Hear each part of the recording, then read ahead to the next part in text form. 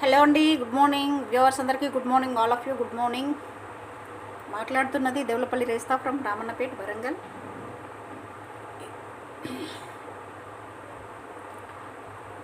ఈరోజు ఒక ముఖ్యమైన విషయం చెప్పదలుచుకున్నా. ఏంటంటే పబ్లిక్ అందరూ చాలా మోసపోయే పరిస్థితులు వస్తాయి.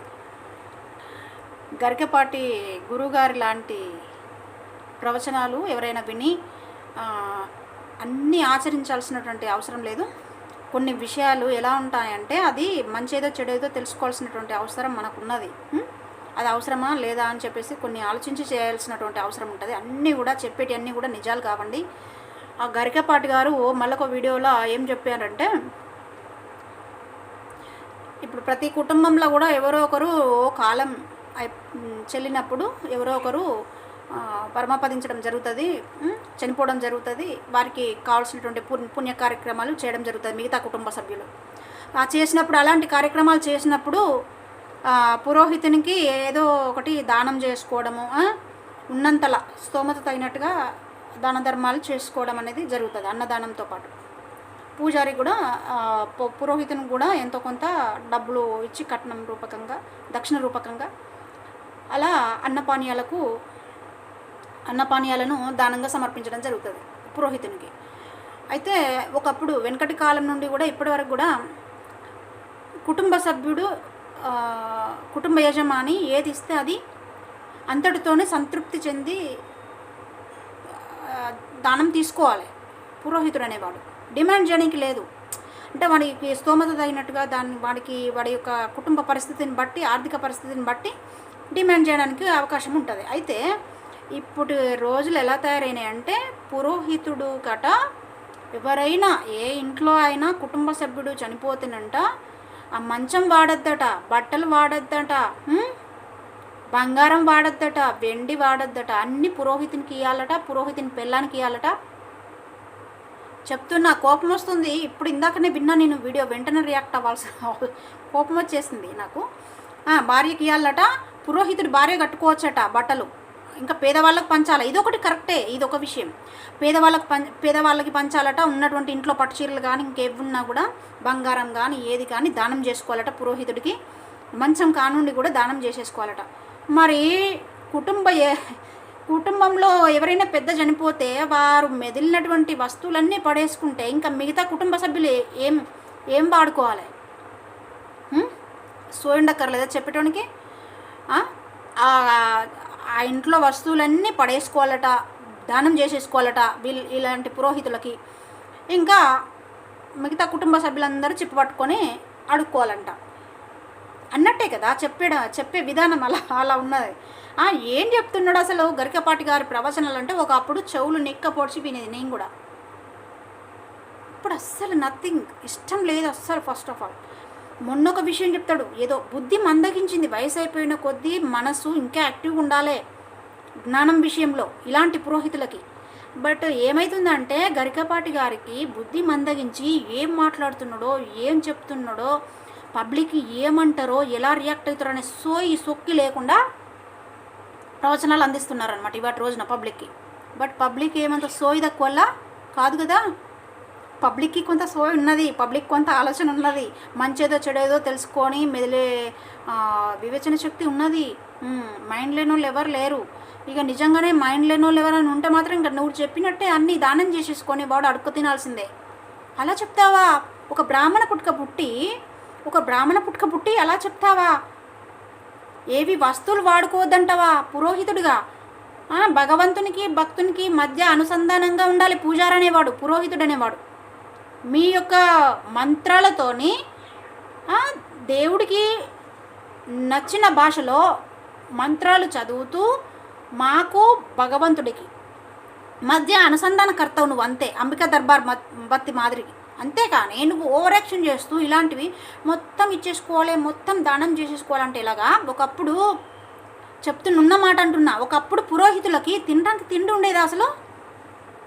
ఉండేది కాదు. ఎందుకు ఉండేది కాదు అంటే ఎవరు పట్టించుకోపోయేది. ఏదైనా కార్యక్రమం అయితే తప్ప ఇంత అన్నదానం చేసేవాళ్ళు కాదు.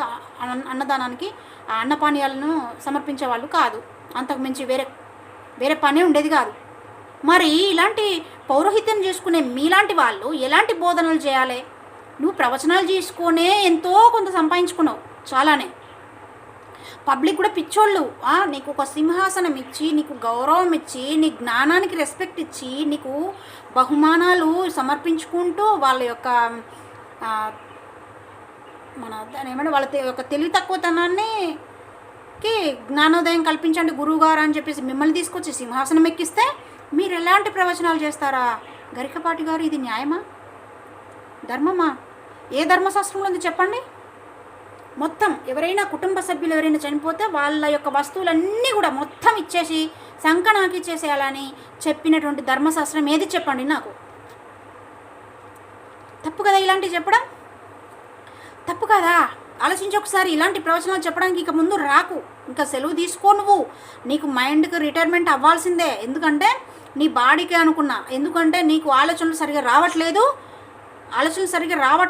ఇక నీకు సరైన ప్రవచనాలు బోధించే పరిస్థితి లేదు నీకు. సో ప్రవచనాలు మానేసుకొని ఇంట్లో చక్కగా హాయిగా మీ భార్యతో కాలక్షేపం చేస్తూ ఉండండి. ఓకేనా? గరికపాటి నరసింహారావు గారు, మీకే చెప్తున్నా. నేను మీకన్నా వయసులో చిన్నదాన్నే, బట్ ఎంతో కొంత జ్ఞానం ఉన్నోళ్ళమే, మరీ అజ్ఞానులమేం కాదు. మీరు చెప్పేవన్నీ విని పాటించడానికి అంత తెలియదక్కువళ్ళు ఇప్పుడు ఎవ్వరు లేరు. బంగారం దానం చేయమంటావా? వెండి దానం చేసేసుకోమంటావా? మొత్తం మంచాలు, బట్టలు అన్నీ కూడా ఎవ్వరు వాడొద్దు. కుటుంబ సభ్యులు అన్నీ బయటికి మీలాంటి వాళ్ళకి దానం చేసేసుకొని అడుక్కు తినాలని చెప్తావా? మరి ఇంటిని కూడా దానం చేసేసి, ఇంటి ఆస్తిపాస్తులను కూడా, కారు, బంగ్లా, ఇంకేమున్నా కూడా అన్నీ దానం చేసేసుకొని వాడు రోడ్డు మీద పడితే సరిపోతుంది కదా? అంతేనా గురుగారు? మీరు చెప్పేది అలాగే ఉంది. మరి అలాగే ఉంది. నాకు మామూలుగా రావట్లే కోపం. పెద్ద మనిషివి, పెద్ద మనిషి లెక్క మాట్లాడు. ప్రవచనాలు ఓపిక ఉంటే ప్రవచనాలు చెప్పు, ఓపిక లేకపోతే సైలెంట్ అయిపో. అంతేకాని వచిరాని అన్ని ప్రవచనాలు ఇంకా చెప్తా, ఇంకా ఉద్ధరిస్తా అని రాకు. ఉద్ధరించిన చాలు నువ్వు సమాజాన్ని.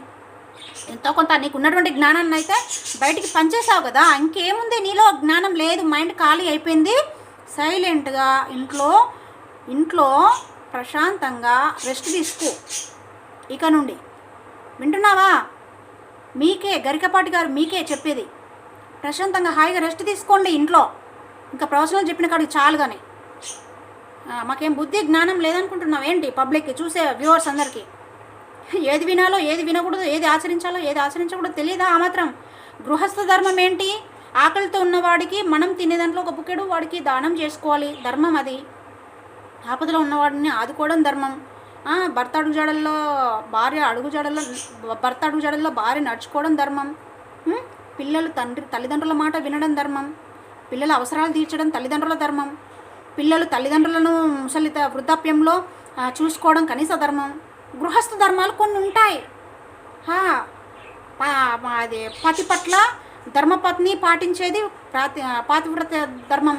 ఇలాంటి కొన్ని ధర్మాలు ఉంటాయి. అది చెప్పు, అలా చెప్పు. గృహస్థ ధర్మాలు ఏంటో, గృహస్థ ధర్మం గృహస్థులు పాటిస్తారు అలాంటి ధర్మాలను. బట్ మీరు చెప్పేటి మాత్రం ఎలా ఉన్నాయంటే చీపురు కట్ట అందుకొని చంపేటట్టు, చీపురు కట్ట అందుకొని కొట్టేటట్టు ఉన్నాయి మిమ్మల్ని. అలాంటి ప్రవచనాలు ఇంకెప్పుడు చేయమాకండి. ఓకేనా? మీరు ఒక బ్రాహ్మణ పుట్టినరు. మీరు చెప్పిన జ్ఞానం ఇదివరకు చెప్పినవన్నీ కూడా మేము విన్నాం, చాలా విషయాలు విన్నాం. ఎవి వినకూడదో మాకు కూడా తెలుసు. కొన్ని విషయాలు, మంచి విషయాలు చెప్పినప్పటికీ కొన్ని విషయాలు, ఇలాంటి విషయాలు చెప్పడానికి ఇక ముందు రాకండి బయటికి. ప్రవచనం చెప్పడానికి హాయిగా విశ్రాంతి తీసుకోండి. మీ మైండ్కి విశ్రాంతినివ్వండి. మంచిగా చెప్తున్నాం, మర్యాదగా చెప్తున్నాం, గౌరవప్రదంగా మర్యాదపూర్వకంగానే చెప్తున్నాం. ఇక నుండి మీ ప్రవచనాలు పబ్లిక్కి అక్కర్లేదు. ఉన్న ప్రవచనాలలో మంచేదో చెడేదో గ్రహిస్తారు వాళ్ళు విని. ఓకేనా? ఇంకెప్పుడు బయటకు వచ్చి ప్రవచనాలు అందించమాకండి. ఓకేనా గురుగారు? రైట్. పబ్లిక్ అవగాహనతో మెలగండి. ప్రతి ఒక్కడు చెప్పిన విషయాలన్నీ కూడా పాటించక్కర్లేదు. మనం తెలియక ఏం చేస్తామంటే, అరే అది తప్పేమో అలా దానం చేసుకోకపోతే.